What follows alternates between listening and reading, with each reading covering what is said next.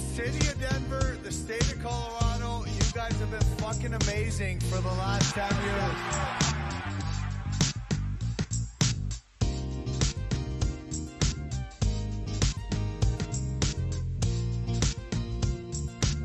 Let me start off on the Twitch feed this morning, and I got to get the whole... Welcome to the Mile High Hockey Lab.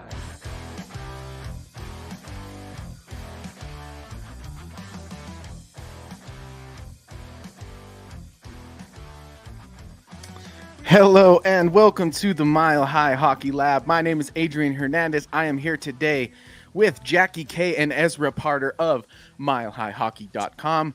We are in the house to talk all things Colorado Avalanche following their recent victory over the NHL leading Vancouver Canucks, just on the dawn of a matchup between the Avs and the Red Wings. So it is a pretty cool day to be a Colorado Avalanche fan.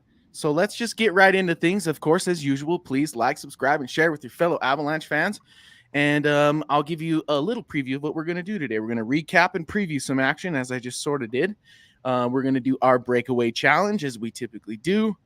The winner between Jackie and Ezra today will do the winner segment, and that means they will pick the topic of discussion. And lastly, we will do bold predictions, and we'll talk about some league news if there are any to talk about that kind of strike the league and the Avalanche as well. So let's first get into things. Ezra, I'll start with you.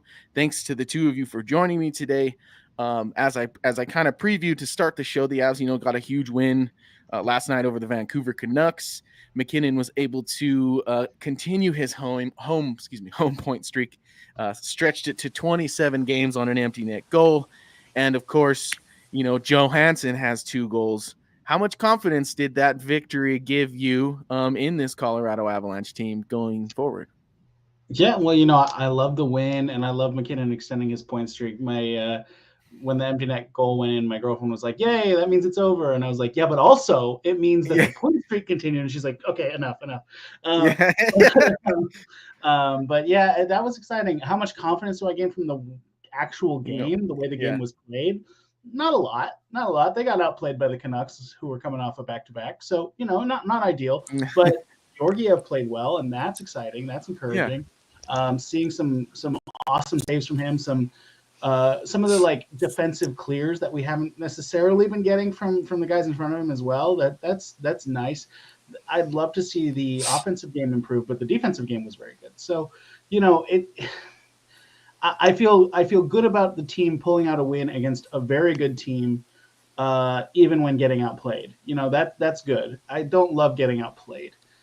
So it's interesting you have that opinion, because I and maybe this is the major topic of discussion today as it goes, when we get into the breakaway challenge. But I didn't necessarily see it as the Canucks outplaying the Avalanche. I do think that there were moments for each team. I think the Avs came out of the gates pretty quick, and they were kind of on top of the Canucks for the first 5, maybe 6 minutes. And then I think the Canucks had a few chances, and then obviously that goal midway through the first period I think that tinged things in a way. So I understand. I mean, you're playing from behind, so it couldn't have been that great of a start in reality, no matter how. I love the start. Yeah. The start was really good. It was, as the game went on, it just felt like the Avs weren't generating anything interesting, really. Okay. I mean, just looking at the underlying statistics, the high danger chances were pretty even. It was 10-9 in favor of Vancouver, but the overall scoring chances was a lot more in Vancouver's favor. Just kind of the underlying statistics paint the picture of a game that was pretty evenly played, but definitely Vancouver came out on top in everything. And to the eye test, what I was seeing was Colorado defending really well, turning play up the ice, getting into Vancouver's end, and not doing anything interesting with it. Which, I think that's fair. Is good. It is good to be defending well and getting out of your zone. That is good. Just needed a little more offense. And Ryan Johansson chipping in 2 arguably extremely lucky goals is awesome. Not that that happened. I am, but it's not. That's not the kind of offense that makes me think, oh, this is sustainable. Yeah, exactly. It's not a sustainability. It doesn't lend to the topic of sustainability. I totally agree. I will say I also agree with you in terms of like maybe they weren't the most like exciting, dangerous chance team. I do though think that like where the Avs are right now is, to me, their problem is that they're a little too cute. And I think Mhm. that like that was the although Vancouver outplayed, maybe you're right about that. I think the Avalanche played a more mature and reserved, had a more mature and reserved approach to the game itself, which I think lends itself to the victory.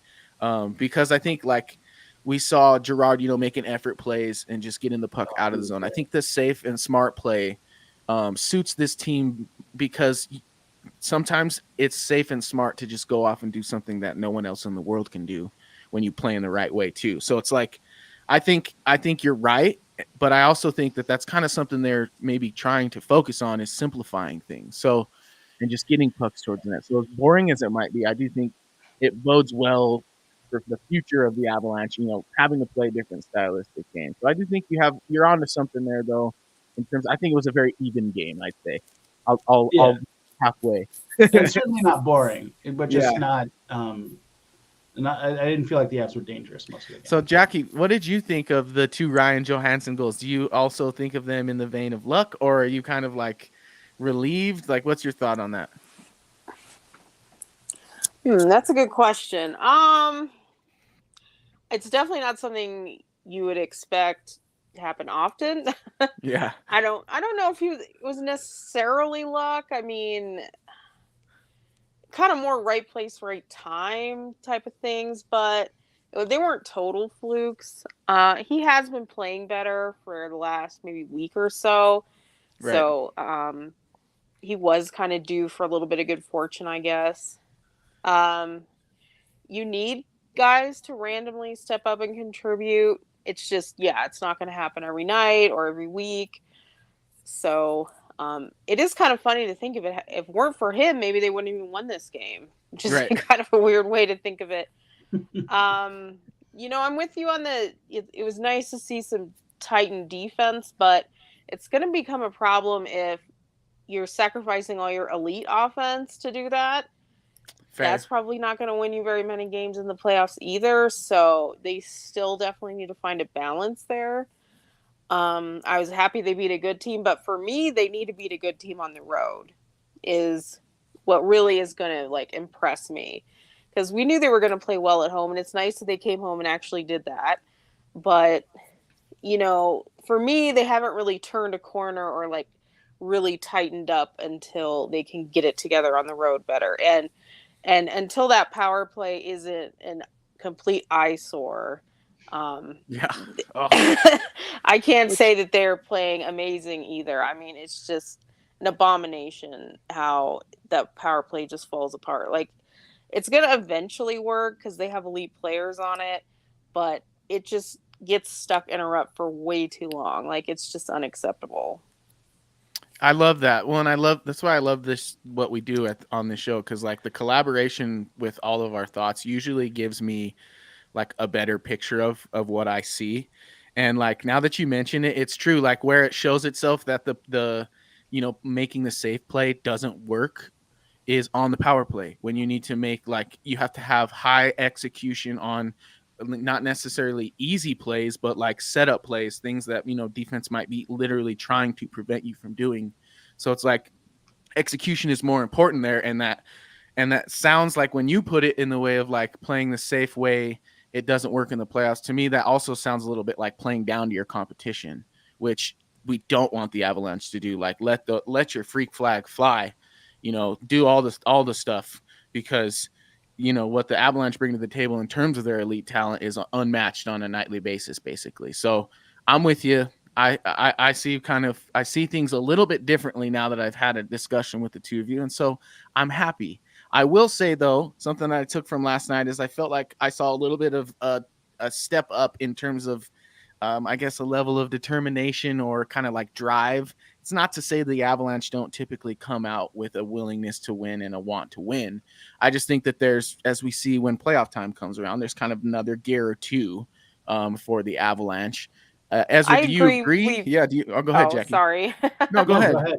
Yeah. Yeah, go I was ahead. just gonna say I agree. Like I think you could see it in the Tampa game as well. Like Yeah. they know when they're playing a good team, and you can definitely see like certainly a more focus on forechecking, on bringing the Right. physicality that they don't necessarily do in every game. So I saw it in those two last night against Tampa.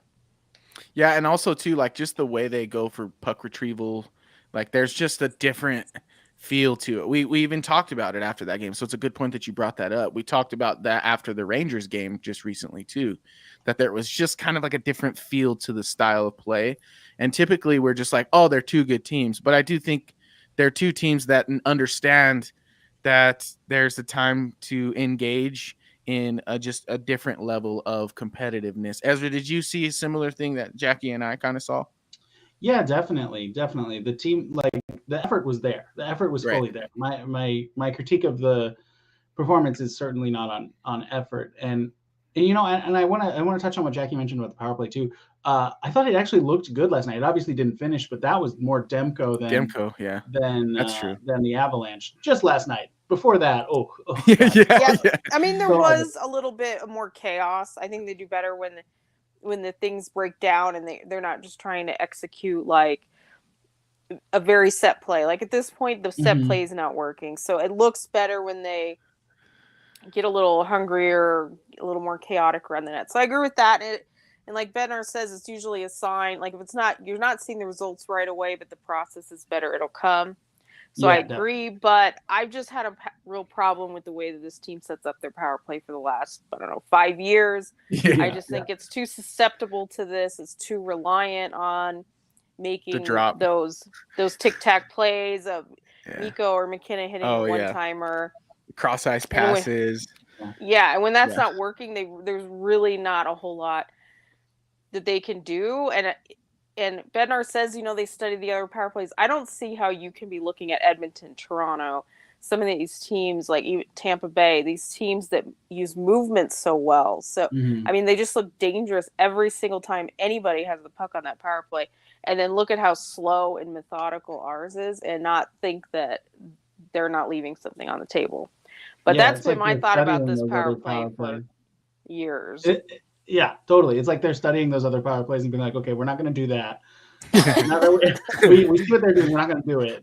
File that one under not to do. Yeah, Yeah. exactly. Even though it's working, and it is. I think some of the problem with the power play and the team in general of late falls on Mikko Rantanen's shoulders, where Oh, he's just not playing in a dangerous way at all. So like the puck will come to him on the power play, and you think, okay, that's like the one of the greatest shooters in the league. Let's see it, and he is not even looking at no. the net, Yeah. and not necessarily looking to make an interesting pass either. He's just like, okay, my job is to get it back to Kale, and he does, and I just think there's so many more ways to be dangerous for him specifically, in looking to set up McKinnon on the cross ice pass, or in looking for his own shot, or in just doing something else. I don't know. Yeah. I'm not, I love Dude. it I'm when not he to gets it. behind the net and creates from Yeah. back Yes. there. So Yep. maybe if like the one timer and the things you described aren't really rolling for him, maybe try to get him back there and create in a different way, which he's so good at. Hear me Mhm. out. Hear me out.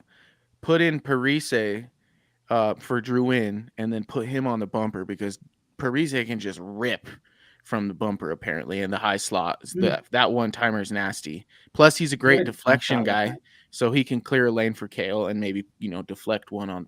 Just spitballing here, but I think Yeah, it was like there interesting. are options for the Avalanche to like you said, Jackie, get Miko behind the net and feed the puck into the slot because I do think that's like where he's most dangerous is in his creative passing ability. How many times have you seen him like go between the legs while not facing the play to somebody perfectly in the slot? Like it's happened on numerous occasions throughout his career.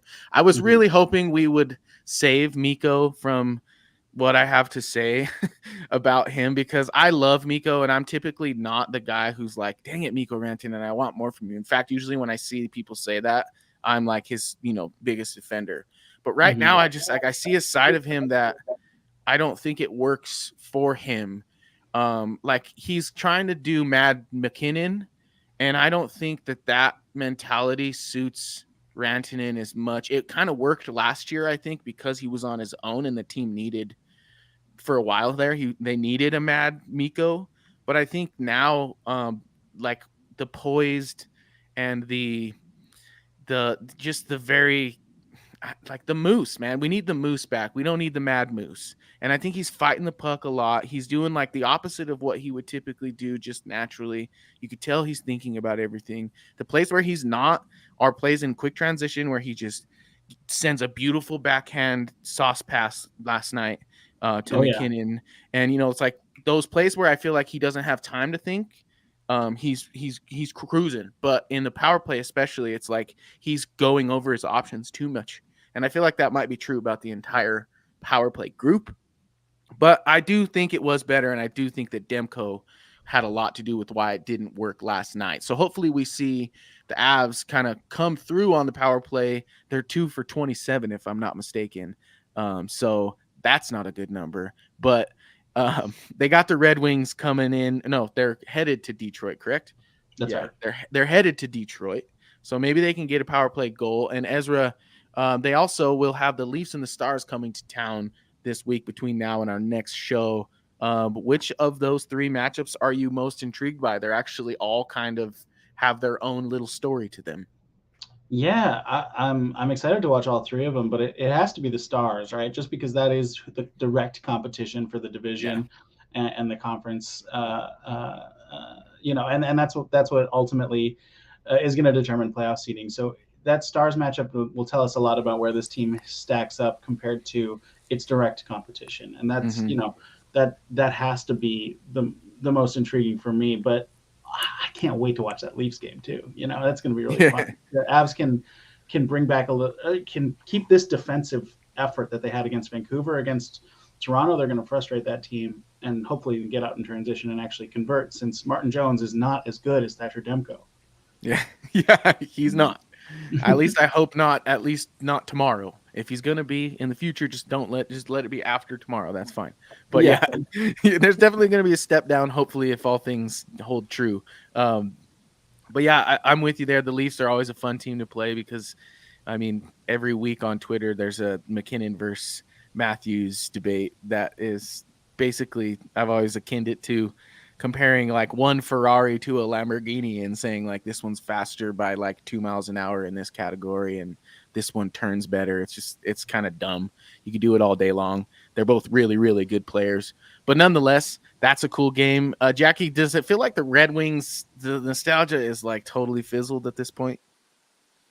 For the most part, I wasn't big into the glory years as it is. Like, yeah, I watched the Avs, but I wasn't hardcore back then. So to me, I don't know. I just don't have those deep nostalgia feelings.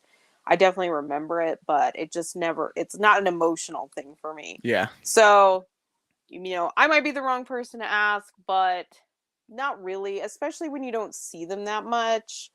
You're not having a playoff series against them. There's nothing to really ignite the hate, but I still don't like them. So maybe there is that residual, like, they're not a team in the Eastern Conference. I mean, it's irrelevant, but they're also not a team in the Eastern Conference that I'm like, ooh, I wonder how they're doing. Like, I even like Buffalo and Ottawa better. It's just, so maybe there is a little bit of that there where you just don't have any warm and fuzzy feelings, but there's definitely not like a rivalry.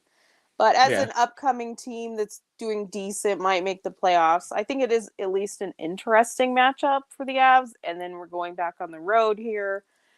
I'll be interested to see, can they carry a little bit of momentum? Maybe finally win a game on the road would be nice. So we'll see. And then our old friend JT Comfort. So I think there's enough interesting angles with this game. But I also agree with Ezra. I think that following two are a little bit more interesting, like the Leafs, just because that's like a marquee matchup all the time. And then Dallas, obviously, with the divisional relevance and everything. Yeah, as it could, I mean, it could very well be that the Avs and the Stars are tied in points when that day approaches. The Avs could be trailing. So it's going to be a big game, like you guys say, for the divisional race, which, a lot of fans, after we lost, was it 4 basically in a row, were, pulling the fire alarm, and they're like, oh, we're not winning the division. I'm like, guys, we're still like 6 points out of first place. Like, it's going to be okay. Fast forward to this week, we're only 2 points out of first place, and everything's fine. So I think I do agree with both of you, and I think Dallas is the marquee matchup. And in fact, there's a game between the Avs and Dallas way down the line in April. That's going to be a huge one. I think it's like the last month of the season. So this is kind of going to be a chapter in what is to be a few big games between Avs and Dallas here towards the end of the season as we get closer to the playoffs. But we kind of pushed this segment a little far, but that's okay. I still want to touch on what you two thought of Wagner's time with the Avs so far. Do you think he'll stick around? Jackie, you go first. I just think it's gonna be a numbers game. I'm not sure if they're ready to say waive and demote Kiviranta or Olofsson for him. Now you can make an argument that is he better than them? Maybe, but I just think like the pecking order's been established. Those guys have been on the team in Kiviranta's case, most of the team year. So I think he's been good. I'd have to really look at the numbers. I think the fourth line did get stuck in their own zone a few times, so his numbers are probably just going to be okay. I haven't minded him, but like I always say with AHL call ups, they tend to have like energy and bring something for a few games, but they kind of wear out their welcome pretty fast. So I don't think we're quite there yet with him to kind of see if we get over that hump or not. But like I said, I haven't minded him. I mean, it is what it is. I felt like he was the next man up no matter what for a while. So so like I said, not a real strong opinion, but it's fine. Like I haven't minded him. Okay, that's a fair assessment, I think. And in terms of the numbers game, I think he'd really have to jump off the page in order for, like you mentioned, them to send Olofsson or Kiviranta down to keep him around. Do you agree with that, Ezra? Yeah, absolutely. I mean, it's a really small sample size, but his underlying stats are not good. The whole fourth line for both games that he's played, Yeah, just didn't do anything. Which that's really not his fault. He's it's not his fault. He had one nice hit out there. I think he is a fine. If he can win faceoffs, he's a fine option for a fourth liner. If not, then he's an AHL NHL tweener, just like he's been his whole career, and that's fine. He's a good guy. And he's a good player for what he is, but he's just not somebody who's going to make any kind of difference, most likely. So, I think ultimately, like, where he lands is as an option, and if players get moved out to make salaries work or something in a trade, he could end up being one of those guys, or he could end up being one of the guys who stays on the roster because, like Kiviranta was shipped out or something. So we'll gotcha. see. Yeah, it's good to get a look at him for the time being.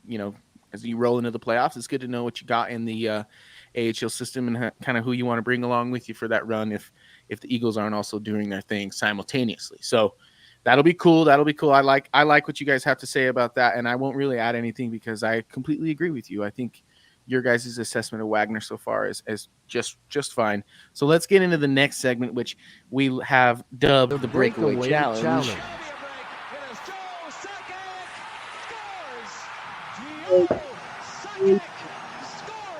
Program on X, but we also have a YouTube channel. So if you want to head on over to YouTube and search Mile High Hockey Lab, you will find us and all of our installments of the Mile High Hockey Lab. They were all recorded live, and you have 1 through 50, as today is our 50th episode. So congratulations, Jackie and Ezra, as we've done 50 of these things so far. Does that mean it's our golden awesome. birthday? That's golden, right? 50. Yeah, I think so. I think you're right. Yeah. So I guess get yourself some cool chains. We'll roll in with some chains next episode, I guess. Hell yeah. But so let's get into the Breakaway Challenge. Basically, how this works is I issue a topic to the panel, and the two panel people today will be competing against each other, basically giving me points in favor of their claim, and I will give them a point if I just think that the claim was made well. I don't necessarily have to agree with it, but I have to think that it's a valid claim, I guess is the best way to put it. So which one of you would like to go first? I think, Jackie, you won last week, right? So you get to decide. You want to go first or last? Probably second. See, that's how we do around here. You get to just keep rolling if you can.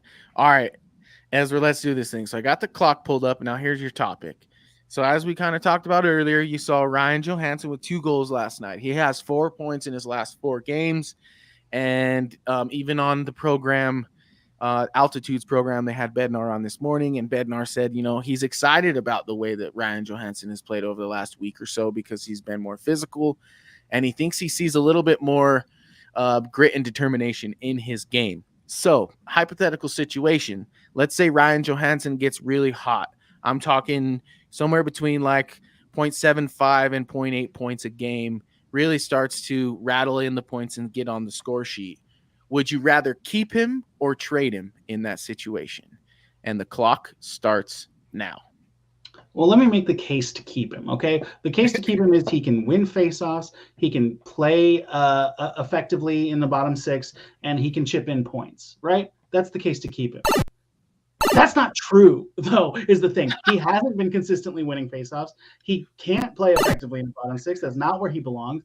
And if he's chipping in points, it's points like last night where you're like, okay, that didn't come in the course of play. That came from a lucky bounce here and a lucky deflection there. He's not going to be a different guy in the next 2 weeks than he has been his whole career. And we've seen how that guy fits into this lineup for the last couple of months now. And it's not good. He doesn't have the speed to be an effective contributor. Now, there is also the caveat I'll add that in the playoffs, you want guys with bigger bodies who can bang a little bit, who can play a bruising game, and he does have that technically.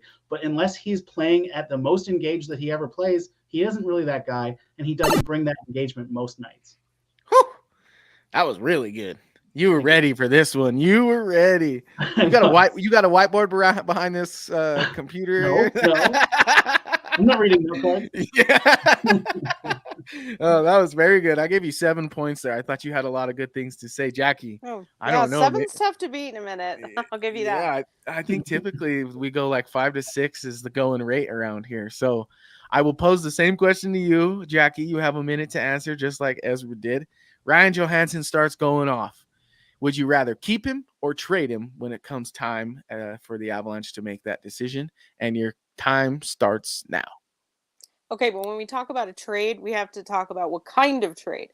Are we talking about that somebody will actually give the Avs assets for Ryan Johansson? Then yes, you do that 100% because we've seen what he's going to be moving on down the line, inconsistent at best. Are we talking about trade him for he's been good enough, now we can trade him for a small asset, a 6th round pick. That's where you have to think about it. Is it going to be worth saving $1 million in a buyout over 2 years for a small asset, like a 6th round pick or a prospect you don't care about anymore? Maybe. I think that's when you think about it. The other is, are we still talking about a major asset to get rid of him? No, I think you can't do that. You can't afford that. They don't have the assets for it. You're stuck with him. You're probably going to consider a buyout this summer. And then the positive things you hope that show up in the playoffs do, like the face-offs, like that he's been a good playoff performer in his history, and you just roll with that. So I don't really think anything has changed. It's just nice that he's contributed something. Wow. Wonderful. You got close. I gave you 6 there. That was really close. All right. Yes. 7's hard. Yes, 7 was a tough one to beat. And so I'm going to give this one to you, Ezra. Congratulations. You are the Breakaway Challenge winner. I completely agree with Jackie and you, Ezra, in terms of, it depends on what you're going to get. And we know what Ryan Johansson is. I think even though we've seen some flashes, I think we all know what he is. And I think the league probably does too. And so his trade value is not going to be as high. Even if he does kind of go off for a second, there's still going to be question marks. It's basically going to be the same situation that Nashville was in, outside of the factor that he was injured coming into Colorado. So maybe just a little bit of a bump in his value on the open market, but with that contract, even the way it is now with Nashville paying for half of him, it still doesn't look good. So I'm with you there. I think hoping that he gets hot and he can ride the momentum into the playoffs and let some of those things that are the upsides of his game kind of be the part that we notice, not the downsides of his game. Then I think that's a success story. But I agree. I think the inevitable end game for the Ryan Johansson experiment is probably a buyout for the Colorado Avalanche, which is fine. You experiment. I know it sucks, dead cap, and a team that's cap crunched in certain instances, but you got to take your L's when they come along, and this is one of those situations. At least we're not the Minnesota Wild, and we're not, doing contracts upwards of like $10 million. Yeah, at least a and stuff buyout like that. is not bad at Yeah. all. Yeah, exactly. That would be a big difference. If it was significant dead cap, that would be really tough. Yeah, exactly. All right, Ezra. So I don't know. I mean, you prepared your answers, it felt like. So, I mean, did you prepare your segment? I'm just kidding. Oh, you're muted. You're muted. Sorry. We There- can't hear you. We can't hear you. You're muted. Oh, the first time I read that question was 3 minutes before we went live. I was just Yo, thinking so about you're it while we better were on the talking. fly. That's the. I prepared while we were talking. Got you. I'm just. But teasing you. I just real quick on the Johansson trade situation. I'm like, the trades I'm trying to make for him are identifying another like bottom 6 center who I'm like, that's a better fit. And rather than trading a 5th round pick for them, trade a 3rd round pick and Johansson for them. Maybe that kind of value is something that another team would be interested in. You know, getting a better pick in exchange for taking on some contract. But yeah, like improving their mean. position on the draft day to take on the Johansson contract, but you don't get nothing for him. I don't hate that. Or also not or the I think abs. like a guy that is similar, like $4 million for next year that needs a change of scenery. Then you can make the argument it's like the same, like either team's kind of paying the same, but you know, is the change of scenery better? But I just think like the Avs are so lucky there's no signing bonus, and Nashville would have to eat half the buyout. Mhm. Like they're just not going to really find anything comparable there. They're like lucky that that's an option. Totally. And if you think about like the Avs are making money basically on Logan O'Connor's deal, so really it evens out. Like and Jonathan Drouin's. And Jonathan, well, Drouin will need a new contract after this year, but true. But yeah. For this season, I guess, yeah. But you're right. In the future, it won't be the case. He'll be at value or more. If you think about like the value of the million or whatever that they're going to owe Johansson, I think maybe it's 1 point something. 1.3, I think it is. 1.3, yeah, thank you. If they buy that's like paying Logan O'Connor what he's worth. You know, it's fine. Instead of paying him $1 million or paying him 2-3, you know, that's great. Yeah. So it evens out. But as far as what my topic should be, if you're struggling, I do actually have 2, so I can give you okay. Tell me your 2 and I'll choose. That's fair. Okay. I love it. One is, if we're complaining about Mikko Rantanen, why aren't we complaining about Cale Makar? Great question. Ooh. And the other one is how much do you care? How important is it to win the division? 2 very good questions. I'd like to talk about Rantanen and Makar, please. Let's do it. Great. All Makes right, sense. Jackie. He could be amazing by next week, so that's more topical anyway. Yeah. My thing with the Makar situation is, as I think and we've talked about this. Jackie, you were on top of this, I feel like, before most. And just kind of by putting 2 and 2 together and how he approached camp, you were like, dude's not all the way healthy. And I don't think he's been all the way healthy the entire season. I even wrote that in yesterday's preview. I mentioned that, you know, the constant matchup is that we talk about between the Canucks and the Avs is Quinn and Cale because of their draft position and yada, yada. And so I mentioned that Quinn Hughes was ticking at a better rate in terms of the point wise, and that, you know, Quinn had a bunch of assists and that they both have vital roles on the power play. But my point being, you know, Cale is doing what he's doing, and I think he's probably like 85 to 90% healthy. Because I feel like you see moments where he's like pedal to the metal, and then for the rest of the game, he's kind of like, ow, that hurt, don't do that again. And then he just kind of goes back into his shell. But that's just the way I see it. What do you guys think? Yeah, that's interesting. I think that makes a lot of sense. I can't speak to either of their injury status, McKinnon or Makar or Rantanen, but like what I see for why they get treated differently by fans and media is Mikko looks like he's drifting. Like even when he's playing well, he looks like he's drifting. And Makar looks like he's working. And you know, like they're both making mistakes. They're both not contributing in the way that we would want them to. But the aesthetics, the appearance is so like apathetic from Mikko, or like the game against Arizona where he took an obvious interference penalty by hitting a guy way too late and then yelled at the ref for a while about it. And it's like, dude, you did that. Like, what are you talking about? Why did you do that? And why are you arguing about it? Whereas Makar, like, he doesn't do that. He just like makes little mistakes here and there and isn't as good as we want him to be.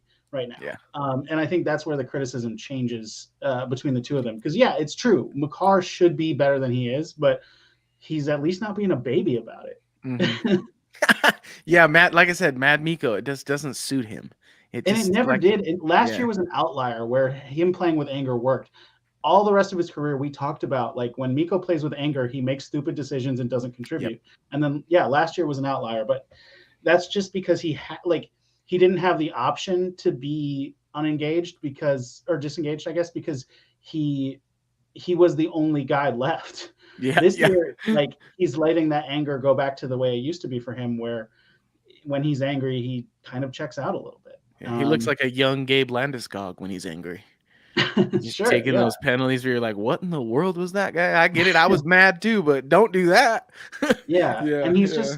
he's such an important piece up front that, yeah, I mean, Makar's very important on the back end too, but I feel like there's more support on the back end. So, you know, if Makar's having an off night and Taves isn't, or Gerard's so good, he doesn't have off nights. He's awesome. But there's more support on the back end than there is on the front end right now. So I think that's part of it. That's fair. And I think too, like, I love what you have to say about Miko's like mentality, because I wrote that in the preview too. Like, I called for Miko to kind of step his game up, but then I ended the paragraph with, keep in mind though, he's on a pace to score like 100+ points again this season. So who the hell am I? Totally. Like, yeah, yeah. Jackie, what are your thoughts? Because it was a great topic of discussion, I might add. Well, thanks. I was glad to have an idea. Sometimes I don't, but I do think it's interesting because we pretty much have good information that Makar is dealing with something, and in a way, sometimes it's not fair to the other guys because maybe they are too, and we just don't know. True. So I think for like the season, we've kind of given him some leeway on some of the mobility issues that you could kind of tell. Like, he's still a great skater, but definitely when he has to like turn around and go the other direction, you can see that like he's still being hampered. Or sometimes when he randomly falls over, and then you could tell the rest of the game that like it is bothering him. Mm-hmm. And so I'm giving him leeway for that kind of stuff, because like all the breakaways that he's let up on the power play, that's part of it, and the other teams are exploiting it. So I'm not really like blaming him for that stuff. But the other stuff that he should be better at, like the turnovers, the decisions, the defending, like sometimes it just seems like he's been losing focus. And I agree that he's not getting angry at this point like Miko does. I think he gets more frustrated with himself. He doesn't really take out on others. I think he kind of takes it out more on himself. So I don't know if it's sort of compounding at this point. Like, he has gone his entire career not more than 3 games without a point. Now it's 6, I think. And so like he has to be thinking about it. So I don't, like I said, I don't know. I do give him some leeway for probably dealing with something, but like I think at this point he has to be better. Like the top line and the top pair together over the last few weeks has given up a lot of goals against, and that's not just on him. You know, that's also part of what the other guys are doing. But I think we're getting to a point where it's fair to say like it's not good enough from him. And so, and the power play is part of it too. Like, he runs that power play. You know, so I don't totally disagree. And I like what you have to say about like the injury stuff, and like that can't necessarily be an excuse, because who knows who is dealing with other stuff that we don't know about. But on top of that, it's like, if he's dealing with something and the goal is to win the Stanley Cup, like, sit down and rest whatever it is that's hurting you and take a few nights off. So, I mean, otherwise it's beyond it being repaired in that sort of manner, which means it's like a more serious injury. You know what I'm saying? So it's like, I can't necessarily. I do kind of think it's like something he might have to have surgery for at the end of the year. So that's a tough decision. Yeah. Like, exactly. You know, so if it would have been like miss the rest of the season, you know, that's tough. It's something you can play through. You can play at say 80, 90%. That's a tough one.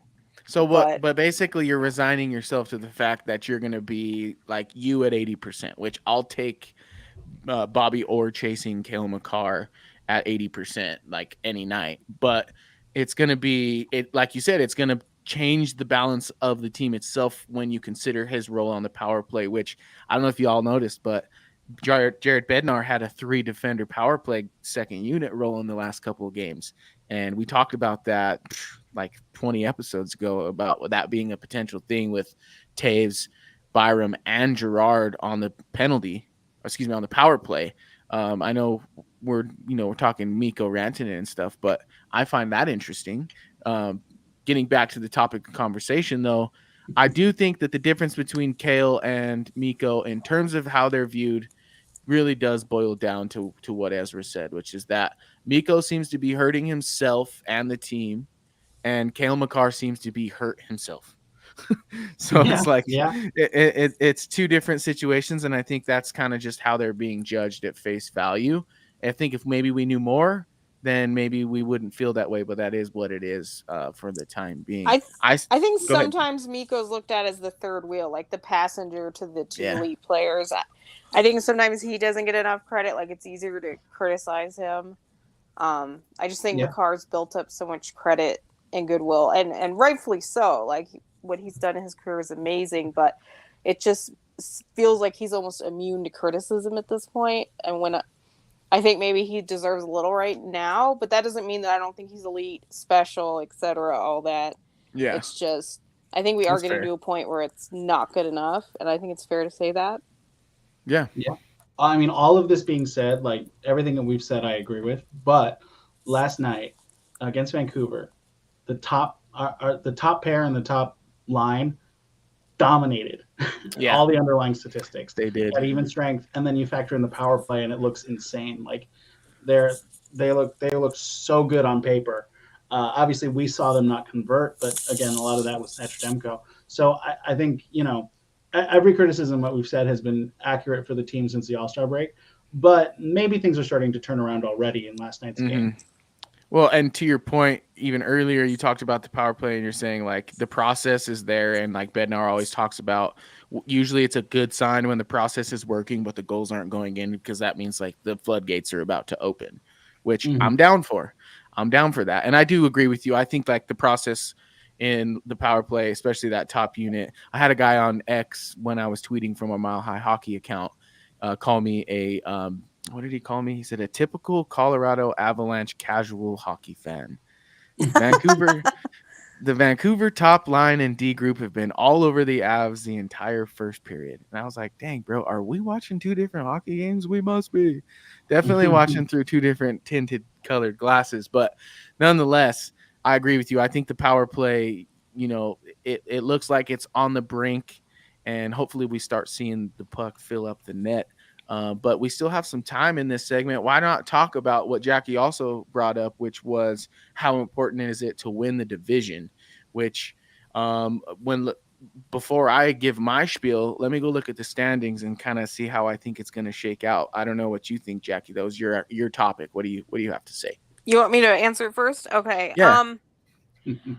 I've been kind of saying that I don't really care about winning the division. I mean, I know that it's a little tough to say that because from a competitive standpoint, you always want to win. You want to be the best. You don't want to just concede to these division rivals and things like that. So I'm not saying they shouldn't like try for it, but I just think like this team might do a little bit better with a little adversity.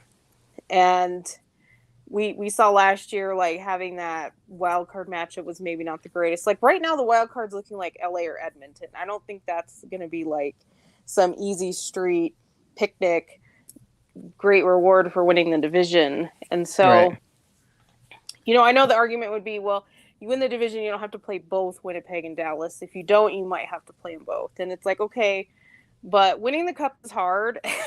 So am I necessarily like the most scared of those two?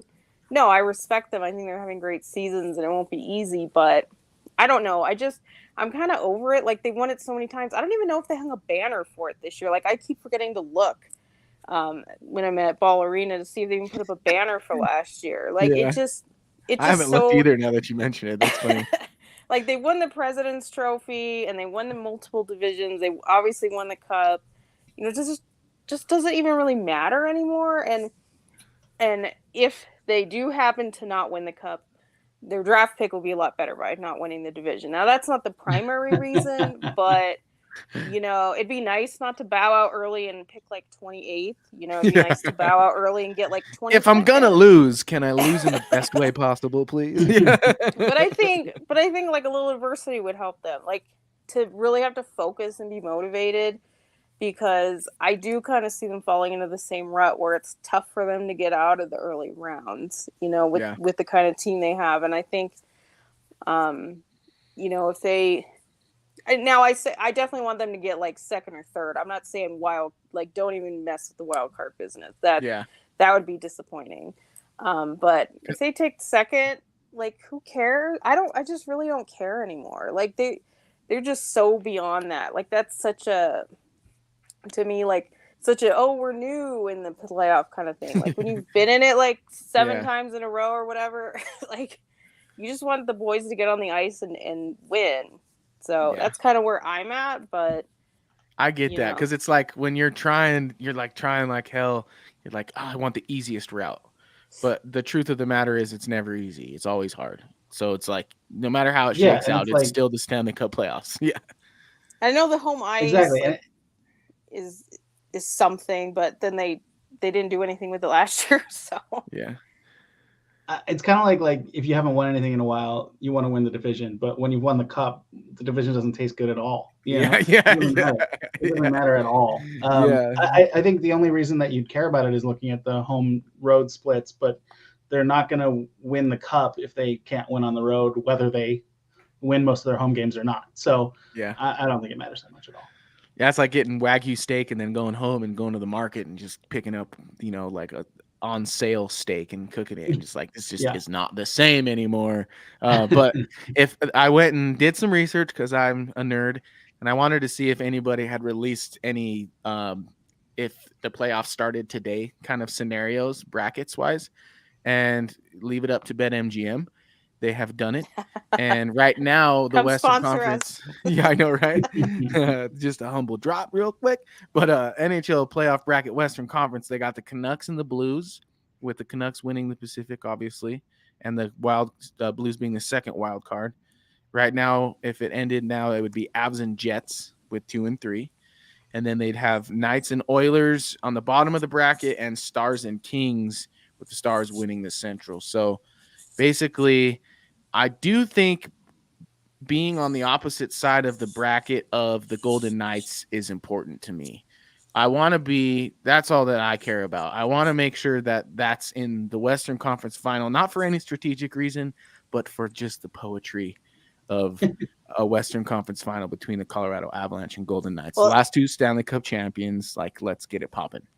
As long as they're not the wild card and we're not the wild card, then we won't have to worry about that. Yeah. Because the second round, stays within division, so it doesn't even matter if, like, we should match with them next. It just, you play who was in the division bracket no matter what. So as long as they stay out of the wild card, then we should be good. My only worry about that is the Kings have taken a digger, but I don't know how long that lasts. They're good. They are good. Exactly. That would not be my favorite. Oh, yay, the Avs won the division. Oh, they're playing the Kings first. Yeah. That's exactly right. Like, you look at the potential matchups, and it's either Jets, Stars, Kings, or Oilers. I think I'd rather play the Jets or the Stars than the Kings or the Oilers. So yeah. Because I think we have the scoring talent, offensive talent to get through their net minding and defense.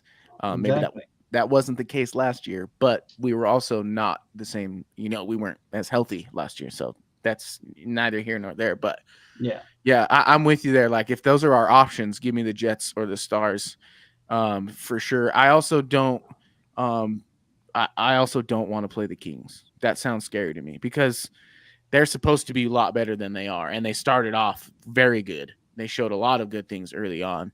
I don't know what needs to happen for PLD to get going, but once he does, the Kings never been good. I know he's not going to get going. He's exactly who he is. I've always liked PLD. They didn't get him off the third line. That's what needs to happen.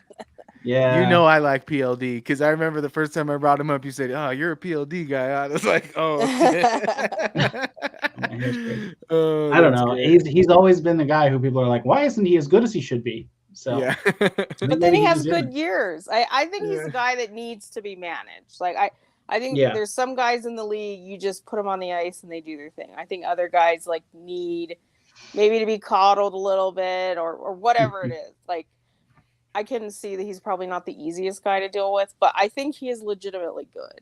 So you can't pay whatever they're paying him. I mean, they had him on the third line from day one. So it wasn't even like you suck, you're on the third line. It was like, we have so much amazing depth, you're on the third line. Yeah. Well, that wasn't the greatest idea. Yeah. Yeah. Their cap sheet is kind of crazy because like there's so much invested in the forward end, and goaltending is Cam Talbot. So it seems like something's got to give. They probably are a team that should be. I mean, they are a team that should be shopping for goaltending right now. And I would say it's them and the Devils. I would think would be making moves this year, but we'll see. Yeah, the Devils were supposed to be a lot better than they are too, right? And at least in terms of the results, I think they have shown that they have plenty of talent, but just the wins aren't stacking up like they did last year. So it's all goaltending. Yeah. I didn't read the whole. I didn't see the original thing, but I saw a quote from Jack Hughes. It was like, "We win when we get saves," and it was like, I don't know if he meant for it to sound like that, but no, it was. Was that like a hint? Clip. He was like caught in a moment of being honest for a second, and he. Oops. Yeah. I think he's definitely honest. Did I say that out loud? Yeah, well, but it definitely came off that way. He told that I can't even. I mean, goes to show I'm calling him what's his name, but he told the Kings player, "People pay to see me," on his way to the box. It's funny, but then they lost. So yeah, they lost, and then I did a little digging because I was like, "That's quite a claim for a young buck," and I went and looked, and the Devils are like bottom 5 in terms of percentage of capacity in the league. So like, it's like, I didn't think about that one. That's so funny. I don't know about that guy. I mean, they might pay. You might be having a lot of revenue these days, but you're not putting butts in the seats per se all the way. So, and I mean, I've been to Kings games as an away fan. There's a lot of away fans at Kings games, but yeah, the Kings are ranked substantially higher than the Devils are in terms of what I just said with the capacity percentage. So I didn't buy tickets in the Avalanche section or anything, but I was surrounded by Avs fans. You're like, that's just the way LA is. It's all transplants. So is there sort of a designated section? I've thought about maybe going to LA. So like, is there a certain area? As far as I know, there's not. In Ball Arena there is. It's the freaking left side on the opposite goaltender. Maybe there is then. I don't know. It's always the section to the left of the away team's goalie, especially when the Wild play. It's like some dude I swear buys like 30 in that area and then just sells them on Facebook. It's crazy. But well, let's get into our bold predictions. We have about. Let's see. We have about 7 minutes to get these ones rattled off. So let's go over some of the ones that we made last week and whether or not we had some dings, because I believe that we did. Let's start with you, Jackie. You said that McKinnon would outscore Kucherov. I don't think he did that. I don't, but it's at least been close. Yeah, I'm happy it's been close. It was a rough start, sorta. I mean, they were kind of going back and forth in that one in the matchup. The game kind of ended differently, but neither here nor there. That game was a lot closer than the final score showed. But you also mentioned that you thought we might be seeing a guy named Chris Wagner up with the group sometime soon, and that was absolutely correct.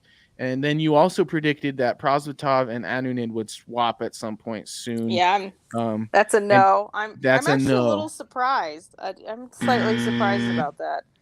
That's sort of, I guess, another interesting question. Like, Prosvetov's been amazing in the AHL. Does it matter? Is it too late for him? Yeah. Well, my thing is, it's like maybe they're not lying when they say like it's Georgiev. We don't really care. We're risking it. We're not going to break the bank. If he goes down, we're going down with him, because as it sits right now, he has 47 games played. So, I mean, I think he's only given up the start like 9 times. So that's crazy. And if he keeps going at this tick, he might play all but like 15 games. So that's not something we're used to seeing. And thus I feel like they're like, whatever, just bring Anunin up, let him be the backup in case things go down, whatever. But I don't know. I'm not gonna pretend to know. I just think that they're definitely buying all in on Georgiev and going down with him. But let's get into Evans. Evans' bold prediction was that Ryan Johansson would have 2 points this week. Wow. That's a good ding. Yeah, by the hair on his Chinny chin chin, because it just took a 2-goal night the night before our next episode. So good for you, though, Evan. That's a hard-earned ding, a very bold prediction that turned out to be true. And then my bold prediction was that the Avs would make a big splash come trade deadline time. That is to be seen. One of kind of my further in the future bold predictions. But the one that would settle that last week was the Avs would shut out the Lightning. And as we know, there are 6 goals that beg to differ. Well, So don't forget my other one. The what is one your that I other wouldn't one? wouldn't let you cancel last week. Put the buzzer Oh, on. yeah. That's right. It was Bo, right? Yes. Bo I Byram. said that he would score 2 goals 2 on the road goals. trip. And he did it. 4 games he didn't. But the last game, you were going to give me the buzzer, but I said I got one more game left. Yeah, that's right. That's right. And he did Dings. it. I was like, thanks for coming through for me. Yeah, So just like I'm happy to get the see? ding on that. See, now we're starting to manifest. Like Evan's getting 2 goals out of Ryan Johansson in one True, game. You're getting true. 2 goals out of Bo in one game. So I'm liking it. I'm liking what I'm seeing here. That being said, let's do this thing again this week. It's a bold strategy, Cotton. Let's see if it pays off for him. I call that bold talk. Of Mile High Hockey Lab. But if we get an all ding week, that would just be wonderful. Who's That'd ready? be like a hat trick. Yeah, exactly. I love it. Who's Ding ready for hat their trick. bold prediction? You ready, Jackie? You ready, Ezra? Yes, I'm ready. I'm good. Okay, let's do it. All right. Well, the next guy on our list that needs some dang goals is Cale Makar. So I will predict that in the next week, however many games before our next show, probably like 3 or something, 3 or 4, that he will score 2 power play goals. Love it. It's a double whammy Yep. because we need the power play goals too. Yep. So I will say that Cale Makar shows up in a big way and gets the power play going and gets himself on the board. So 2 power play goals, Cale. I love it. I love it. And that would go just a long way because maybe, we get some assists to guys like Drew Wynn who are chasing down career high in point totals. He's got 26, 25 games to get, I think, 21 points or something like that. What's his high, like 53 or something? 53 back in 18-19 with the Canadians. And he's actually closer to that this year than he's been since ever. So he's had his best year now since 2018-19 for sure. He's now just chasing down that career high. So yeah, that would be cool. And that also would be very McKinnon cool. extending his streak. Honestly, if McKinnon's going to extend his home streak, they need some power plays. Yeah, exactly. Yeah, we can't rely on empty netters where Rantanen skates around for a second to try and find him again. Yeah. All right, Ezra, what's your bold prediction this week?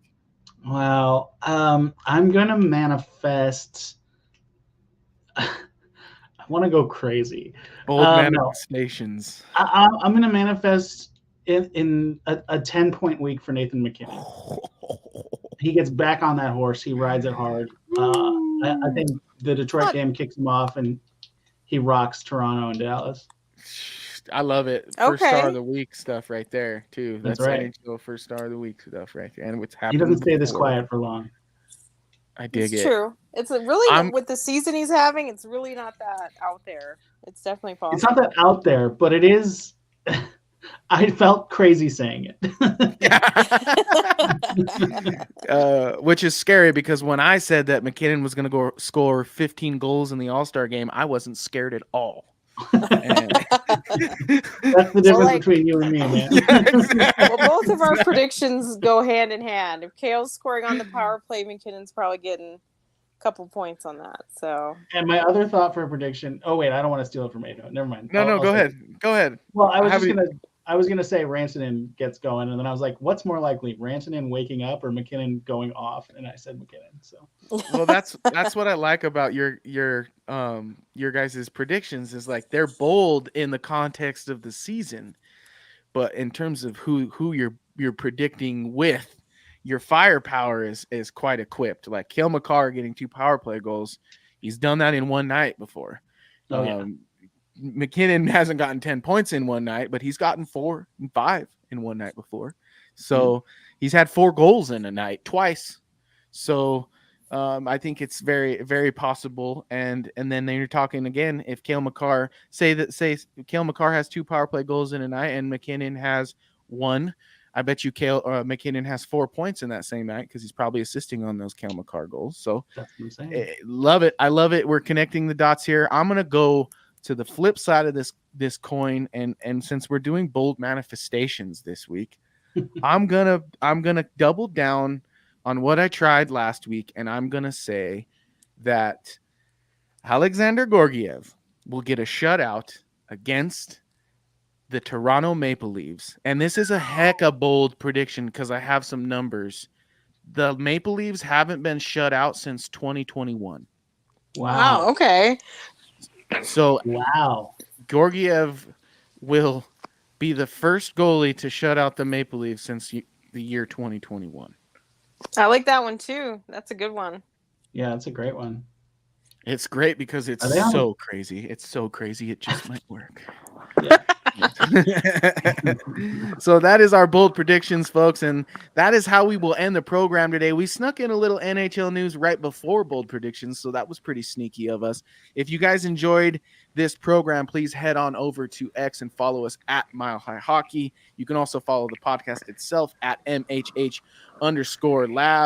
And of course, please head on over to our YouTube account, like, subscribe, share, turn on your alerts so that you know every single time we are live. And if you enjoyed our bold predictions, head on over to Lucky Puck.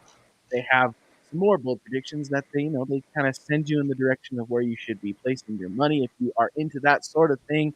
And as usual, check out our entire catalog on Spotify.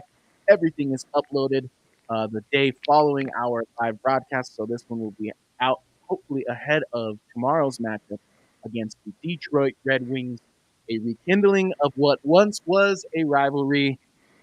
I'm Adrian Hernandez from the Mile High Hockey Lab. Thank you folks so much for tuning in. From us to you, go Avs. Thank you for tuning into the Mile High Hockey Lab.